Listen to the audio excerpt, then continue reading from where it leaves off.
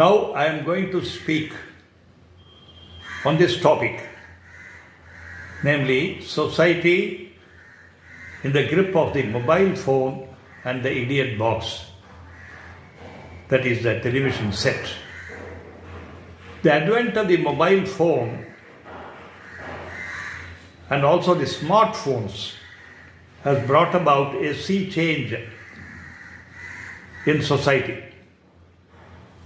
It is no exaggeration if I say that a sort of addiction to this instrument has now gripped almost every man, woman, and child.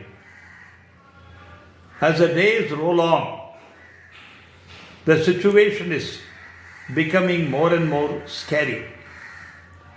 At home, in the marketplace, in business centers, almost everywhere,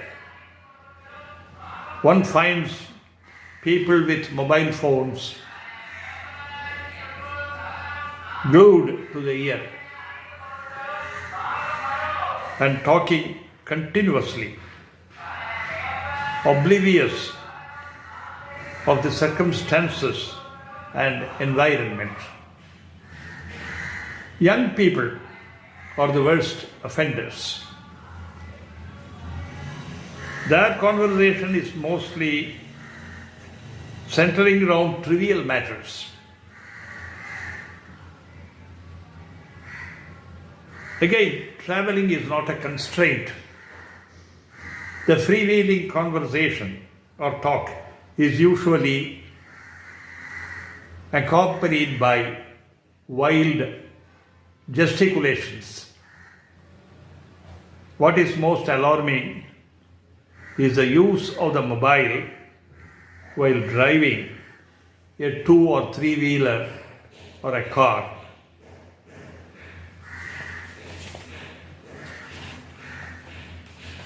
More worrying is the length of these conversations. Almost invariably, the spoken trend, the speaker actually holding the phone becomes unaware of the surroundings and expresses his or her feelings in a loud voice and gesticulations, and also jarring tones. In families too, parents and their progeny go about flaunting their mobiles and conversing all the while with heaven knows who. Often people who come to visit or put off because of this reason. They find to their dismay the inmates engaged in earnest or animated conversation over the mobile with only a nod of recognition for the visitors instead of a warm welcome. What a degradation for social cause. On the roads, one finds again the ubiquitous mobile with people going about clutching the handsets and mumbling over them. Even the roadside vendor is no exception. Hailing an auto and heading for your destination, one is engaged. You are enraged and annoyed to find the driver periodically taking up the mobile set and talking to somebody or the other while driving. Another familiar scene is that of people driving two-wheelers, holding the mobile with one hand and navigating with the other. This is a dangerous thing. It is a safety hazard to the driver and also to the persons nearby. Rules and regulations alone cannot curb this practice. A modicum of self-discipline must be there. Society as a whole is under threat as a result of the misuse of mobile phones. A segment most affected is the elderly people. This population keeps on growing thanks to advances in medical care.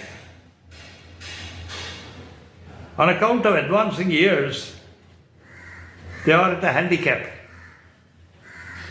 when attempting to transact business with banks, post offices, etc. What the governments, both at the center and the states, do to help them is mostly by way of lip service. The powers that be must have real empathy with the older citizens if the latter's lot is to be improved. It is another matter if one considers the way in which the TV serials have taken a hold on people, especially the elderly people, with no other occupation. They sit before the idiot box, looking at the unfolding human drama in the serials hour after hour. If this is taken as a diversion to engage them, it may be justified. But the characters start getting embedded into their psyche, and the impression made is very deep, leading to erratic or even queer behavior at times. The reasons are not for to speak, or not for to seek. The serials depict unnatural and violent scenes, almost as a rule, by the channels who are in a race to get more and more popularity.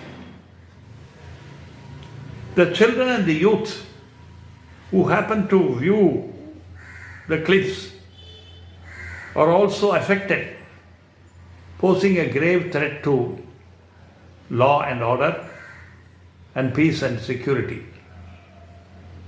in society.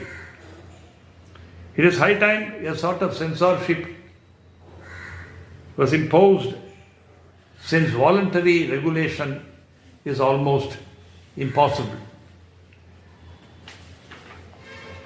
An insidious, crippling feature of the current scenario is what may be called information overload. It is a sequel to the mobile and television impact. The stress caused by this is often not so obvious, but coping with it has become a painful necessity. People everywhere are flooded with information of all sorts, from newspapers, magazines, television serials, other channels, and social media like Twitter, Facebook, YouTube, etc. An insidious, crippling feature of the current scenario is what may be called information overload. Please like, share and subscribe to the English Panorama.